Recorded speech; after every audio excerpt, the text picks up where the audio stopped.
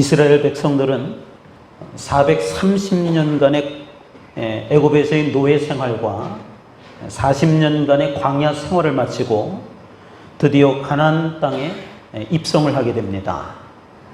먼저는 하나님의 은혜였고 또 모세와 여호수아의 헌신적인 지도력의 결과였습니다. 그리고 이스라엘 백성들의 요구에 따라서 왕을 세우고 그리고 나라를 세우게 됩니다. 그러나 이스라엘의 통일 왕국 시대는 그렇게 길게 가지 못했습니다.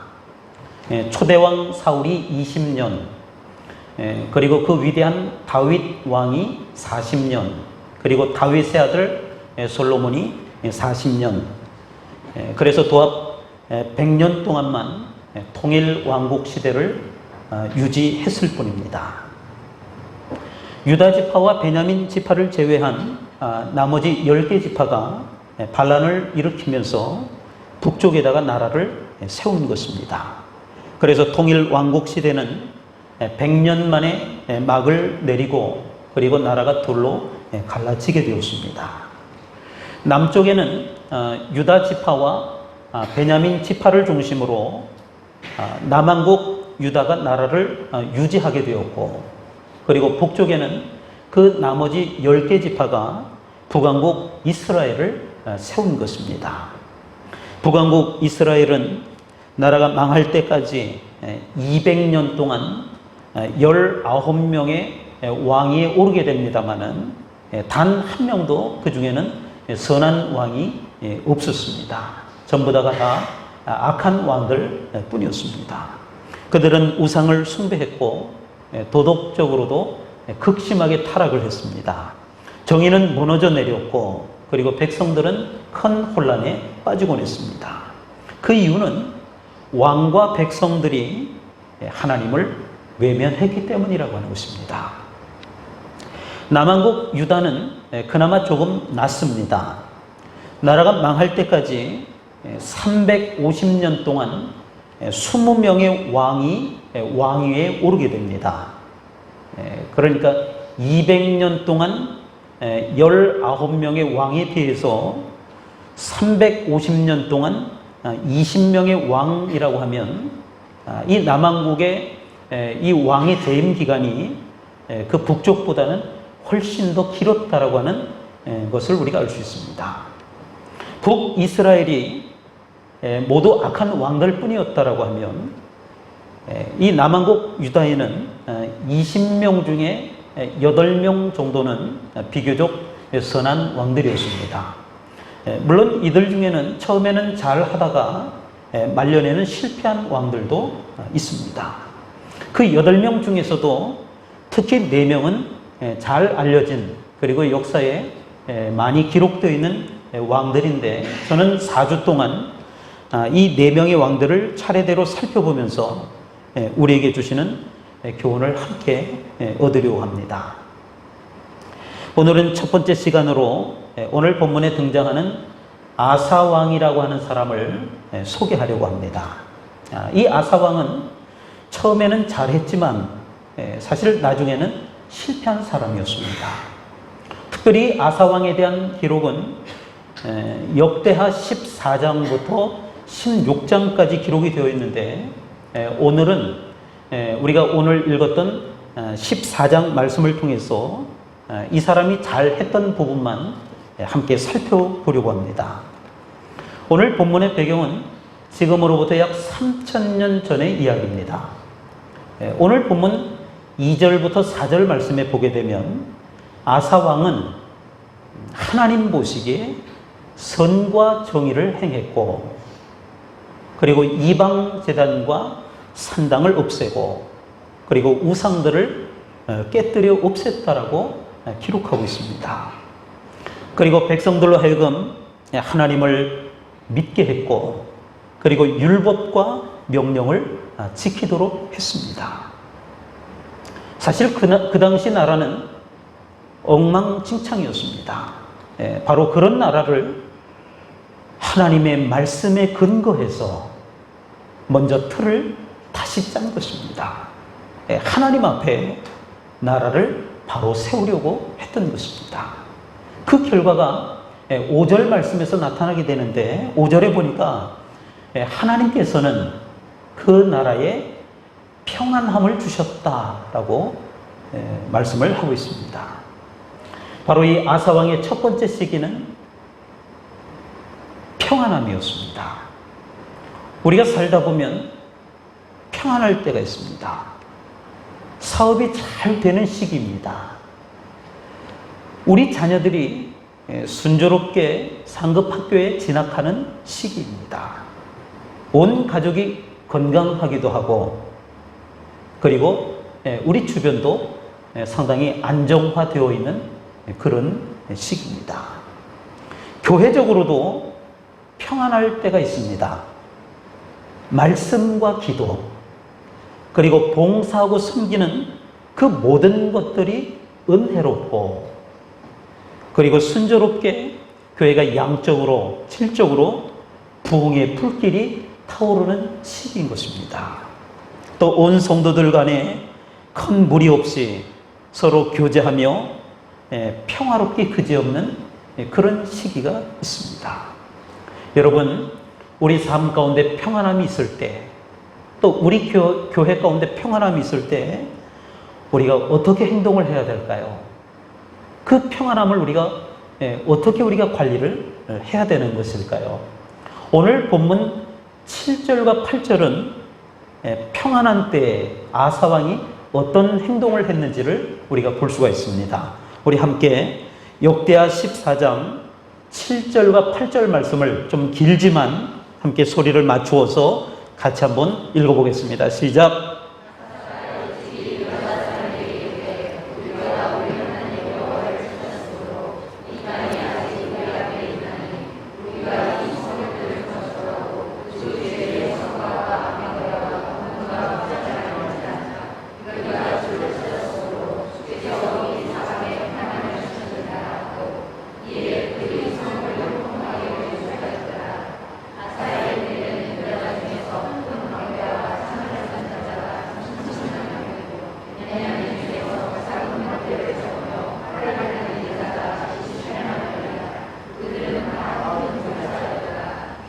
하나님께서는 우리에게 평안의 때를 주십니다. 아사 왕은 이 평안을 주실 때 이런 평안이 나에게 왜 있는지를 알고 있었다라고 하는 것입니다. 그래서 백성들에게 7절과 8절에서 이렇게 말을 하고 있는 것입니다. 하나님이 우리에게 평안을 주셨어도 우리는 아직 정복해야 될 땅들이 앞에 있다. 그러므로 우리가 평안할 때 우리의 성읍들을 건축하고 전쟁을 대비해서 주위의 성곽과 망대와 문과 핏장을 만들자. 그리고는 군사들을 훈련시켜서 58만 명을 준비하게 했습니다. 아사 왕은 하나님께서 지금 왜 나에게 평안함을 주셨는지, 왜 이 나라에 평안함을 주셨는지를 알았던 것입니다. 그것은 다른 것이 아니고 다가올 미래, 이제 앞으로 전쟁이 일어나게 될 텐데 그 전쟁을 준비하는 의미로 평안할 때를 주셨다고 하는 것입니다. 성도 여러분, 하나님께서는 우리에게 평안함을 주시는 분이십니다. 그런데 이 평안함은 그냥 주저앉으라고, 그 평안함을 누리고 말라고 그래서 주는 것이 아닙니다. 거기에는 반드시 뜻이 있습니다. 거기에는 그 시기에 우리가 해야 될 사명과 일이 있다라고 하는 것입니다. 그것은 미래의 비전과 꿈을 위해서 나와 공동체를 준비시키는 것입니다. 살다 보면 별 어려움 없이 살만할 때가 있습니다. 신앙생활을 할 때도 아무 문제 없이 그냥 편안하기도 하고, 그리고 우리 삶에도 더도 덜도 부족함이 없는 그냥 편안한 시기가 있습니다. 여러분, 바로 그때 정신을 차리고 하나님의 뜻이 무엇인지를 우리가 살필 수 있어야 합니다. 평안한 때는 더 나은 미래를 위해 준비하는 시기입니다. 닥칠 어려움에 대비해서 훈련하는 시기입니다. 하나님은 우리에게 사명을 주십니다. 그리고 때가 되면 우리를 부르실 것입니다. 기도하며 그 때를 대비해서 바로 기다리는 그 시기가 우리에게 주시는 평안할 때인 것입니다. 평안을 주셨을 때는 미래를 준비하라고 하는 하나님의 깊은 뜻이 있는 줄로 깨달으시길 바랍니다. 평안할 때 다가올 미래를 준비하고 그 싸움을 대비하고 있던 남왕국 유다와 아사 왕에게 큰 위기가 실제로 닥쳐왔습니다. 그 남왕국 유다의 구수, 지금으로 말하면 북아프리카에는 에디오피아를 말합니다. 그 에디오피아 사람들이 군사를 이끌고 쳐들어온 것입니다. 오늘 본문 9절과 10절 말씀을 한 목소리로 읽어보겠습니다. 역대하 14장 9절과 10절입니다. 시작.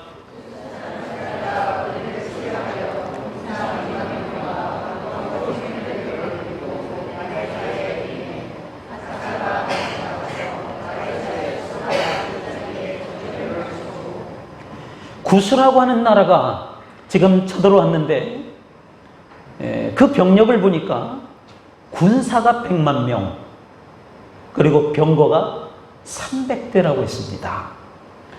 반면에 남왕국 유다에는 군사만 58만 명뿐이고, 그리고 병거는 하나도 있지 않습니다. 사실은 이 군사력과 장비를 가지고는 결코 싸움이 되지 않습니다. 군사 58만 명과 군사 100만 명은 싸워볼 만합니다. 그런데 문제는 저쪽에는 병거가 300대가 있습니다. 이쪽은 한 대도 없습니다. 요즘으로 말하면 저쪽은 탱크가 300대가 있는데 이쪽은 탱크가 없다라고 하는 뜻입니다. 저쪽은 전투기가 300대가 있는데 우리는 그 전투기가 한 대도 없다라고 하는 뜻입니다. 그런데 아사 왕이 어떻게 행했는지를 보시길 바랍니다. 10절에 보니까 전열을 갖추고 군사 100만 대 58만 할만합니다. 그러나 병거 300대 대 한 대도 없는 것. 아사왕은 이 숫자를 보고 도망가지 않았습니다. 그는 마주 나아가서 전열을 갖추었다라고 했습니다. 싸워보겠다라고 한 것입니다. 객관적으로 보면 무모한 짓입니다. 그렇다면 이 아사왕이 그렇게 할 수 있는 뭔가가 있다는 말 아닐까요? 뭔가 믿는 구석이 있다라고 하는 뜻이 아닐까요? 그렇습니다. 그가 믿고 있는 나름대로의 전략이 있었기 때문이라고 하는 것입니다. 그게 뭘까요? 11절입니다. 11절에 보니까 여호와여, 힘이 강한 자와 약한 자 사이에는 주님밖에는 도와줄 리가 없사오니 우리 하나님 여호와여, 우리를 도우소서. 자기가 약자라고 하는 것을 알면서도 그는 담대히 하나님 앞에 기도하고 있습니다. 하나님, 나는 약자입니다. 저들은 강자입니다. 무지무지 셉니다. 그러니 이럴 때는 하나님이 도와주셔야 되겠습니다. 하나님이 대신 싸워주셔야 되겠습니다. 그런데 사람이 건방지게 하나님을 이기지 못하게 해주옵소서. 하나님을 자극하는 거예요. 하나님이 나가 싸워주실 텐데 저것들이 하나님 이기지 못하게 해주십시오. 승리하게 해주십시오. 여러분, 이 기도는 굉장한 기도입니다. 우리가 상식적으로 볼 때는 상대방과 아무리 준비를 하고 있었지만 싸울 수 없는 그런 관계, 그런 사이입니다. 그런데도 이 아사왕은 그 약한 입장에서 하나님을 의지하면서 하나님께서 싸워주시고 하나님께서 이겨주실 줄 믿습니다. 이렇게 기도하고 있다라고 하는 것입니다. 여러분, 이러한 기도는 갑작스럽게 나오는 기도가 아닙니다. 그가 평안할 때의 훈련에 의한 기도였다라고 하는 것입니다. 여러분, 우리가 언제 기도를 할까요? 기도할 때는 아마 두 가지 경우일 겁니다. 하나는 다급한 상황이 우리한테 왔을 때 우리가 하나님 앞에 급히 부르짖는 기도일 것입니다. 다급한 일이 생기면 하나님께 부르짖어야 합니다. 그러면 하나님께서는 그 기도를 들으시고 응답해 주시는 것입니다. 그리고 또 하나는 평안할 때, 우리가 언제 기도하느냐 하면은 아무 일이 없을 때, 그저 평안함이 있을 때 그때 하는 기도, 준비하는 기도인 것입니다. 그런데 여러분, 사실은 평안한 시기에 기도를 준비해 놓았을 때, 우리가 어떤 위기 순간을 맞이하고 다급한 일이 생겼을 때 부르짖을 수 있는 원동력이 될 수 있다고 하는 것입니다. 어떤 위기가 생기고 큰 문제가 생겼을 때 우리가 언제든지 하나님 앞에 부르짖어 기도할 수 있으면 좋겠지만 그게 잘 되지 않는 거예요. 평안할 때 우리가 기도로 준비된 사람들이 어떤 위기에 만났을 때 하나님 앞에 기도할 수 있게 된다고 하는 것입니다. 사람은 부지불식간에 어느 순간인가 위기를 맞이할 때가 있습니다. 그런데 평안할 때 준비된 기도가 없는 사람은 그 위기의 순간이 다가오게 되면 하늘이 노래지면서 당황하게 되는 것입니다. 그리고 어찌할 줄 몰라서 우왕좌왕하게 되는 것입니다. 그러나 평안할 때 기도로 준비된 사람은 다릅니다. 준비된 기도로 위기를 대처하는 것입니다. 그리고 더욱 하나님께 부르짖어 기도할 수 있게 되는 것입니다. 그리고 결국에는 하나님의 도우심을 받는 것입니다. 여러분, 군인들은 언제 훈련을 하는 줄 아십니까? 전시에는 훈련을 하지 않습니다. 전쟁 중에는 군사들이 훈련하는 법이 없습니다. 훈련할 시간도 없습니다. 평화로울 때, 아무 일이 없을 때 군인들은 아주 강한 훈련을 받습니다. 그래야 순간적으로 전쟁이 발발하게 되면 그 훈련된 것을 가지고 적을 물리칠 수가 있게 되는 것입니다. 여러분, 평화로울 때 기도로 훈련하십시오. 기도의 자리를 사모하시기를 바랍니다. 그러면 위기가 다가와도 넉넉하게 승리하게 될 줄로 믿습니다. 아사왕은 평화로울 때 훈련되어졌기 때문에 담대히 싸우러 나갈 수 있었던 것이고, 그리고 11절과 같은 기도를 할 수가 있었던 것입니다. 성도 여러분, 평안할 때 기도해야 합니다. 평안할 때 하나님의 말씀을 더욱 깊이 사모해야 합니다. 그래야 필요할 때 그 준비된 것이 활용되기 때문인 것입니다. 평소에 군인들이 훈련을 게을리합니다. 총 쏘는 거 나중에 배우면 되지 총이라는 걸 꼭 쏴야 되나. 그런데 실제 전투가 벌어졌을 때 총을 쏘는데 준비를 잘 하지 않았기 때문에 잘 쏠 수가 없습니다. 그러면 총알이 빗발치는 그 전쟁터에서 총 쏘는 연습을 다시 그때 가서 할 수 있을까요? 그럴 수 없습니다. 땅을 치며 후회할 일입니다. 아사왕은 평안할 때 준비했기 때문에 그가 기도할 수 있었고, 그리고 담대할 수 있었던 것입니다. 오늘 본문 12절과 13절은 싸움의 결과를 우리에게 보여주고 있습니다. 같이 한번 읽어보겠습니다. 역대하 14장 12절과 13절입니다. 시작.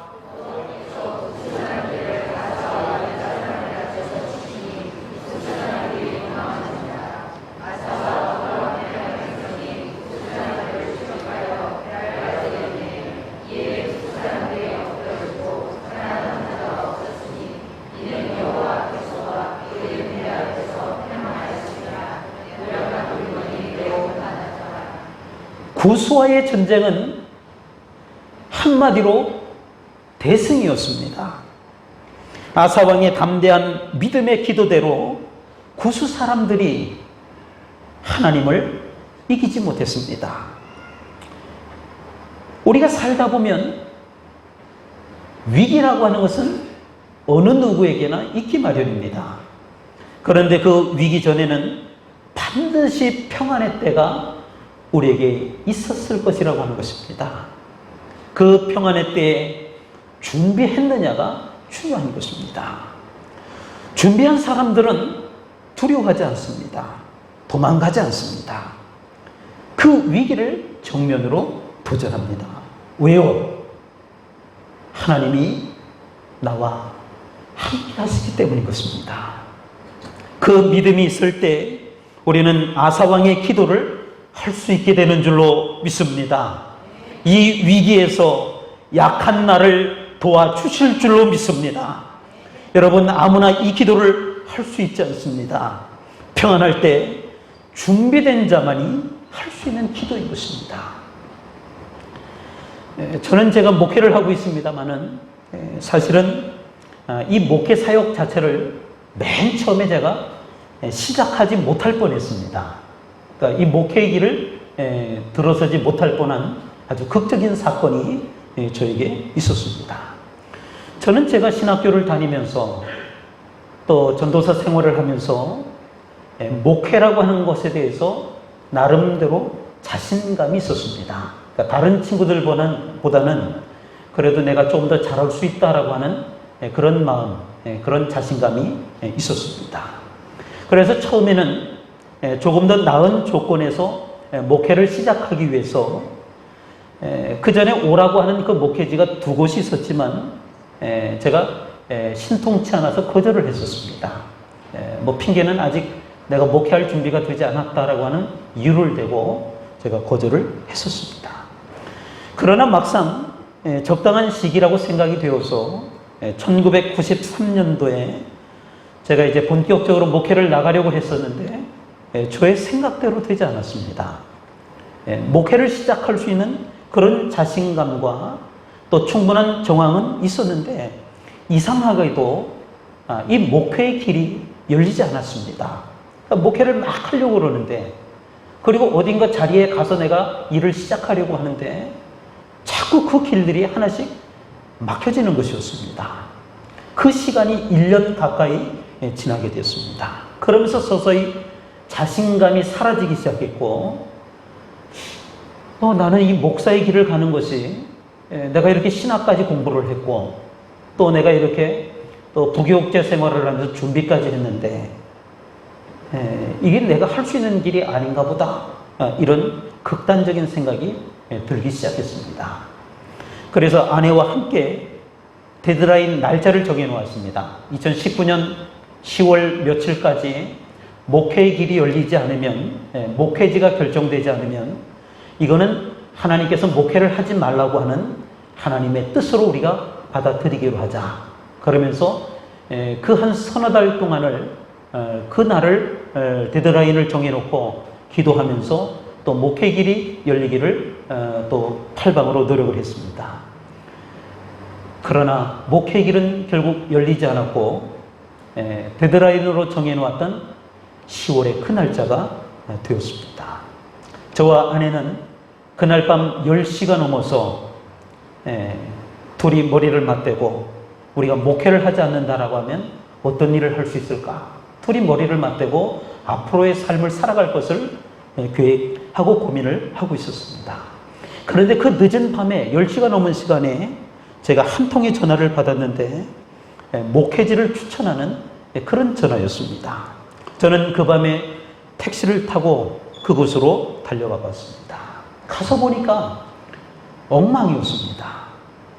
도저히 갈 수가 없는 그런 환경이었습니다. 제가 앞에 두 곳을 거절을 했었는데 그것보다도 훨씬 더 형편없는 그런 상황이었습니다. 그러나 이미 저는 그 몇 달 동안 어떤 곳이라도 하나님께서 가라 하시면 제가 그곳을 가겠습니다. 그렇게 결단을 한 상황이었습니다. 저는 그곳에서 많은 훈련을 받았습니다. 처음에는 그 목회지에 위기의 순간도 있었지만 하나님께서는 그곳을 기름지게 만들어 주셨습니다. 그리고 세월이 조금 지나면서 제가 한번 돌이켜 보았습니다. 그 위기의 순간에 그 길이 열린 그 원동력이 무엇일까? 제가 한번 생각해 보았습니다. 제가 목회를 나가기 전에 신학교를 다니고 또 그 목회를 준비하는 그 과정은 가만히 돌이켜보니까 저에게는 평안한 시기였습니다.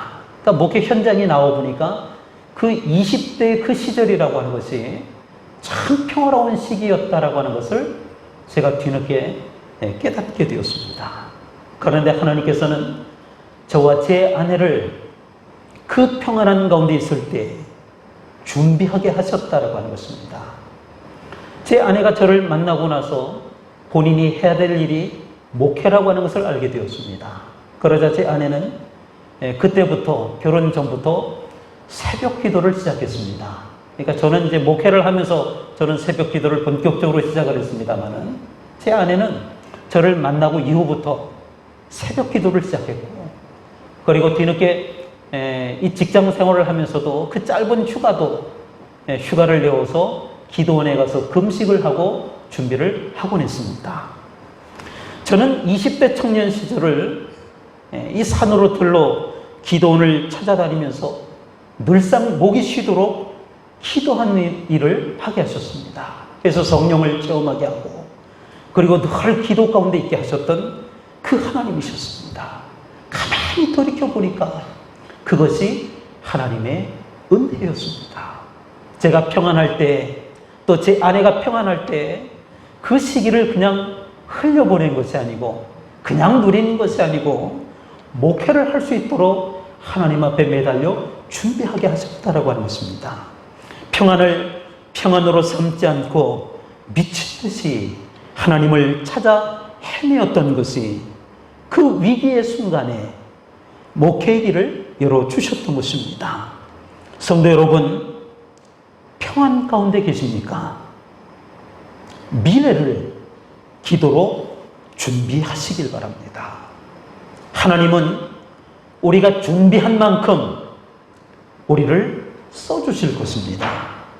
우리가 준비한 만큼 어려움을 이길 수 있도록 힘을 허락하여 주실 줄로 믿습니다. 우리 함께 찬양하겠습니다. 아사왕처럼 미래를 준비하고 구수 앞에서도 당당하게 진을 칠 수 있기를 바랍니다. 그러기 위해서는 우리가 평안할 때에 꾸준한 기도 생활로 다가올 미래의 위기를 예비해야 하는 것입니다. 그럴 때 위기가 다가온다 할지라도 넉넉하게 승리하게 될 줄로 믿습니다. 우리 다 함께 일어나셔서 하나님 앞에 찬양하겠습니다.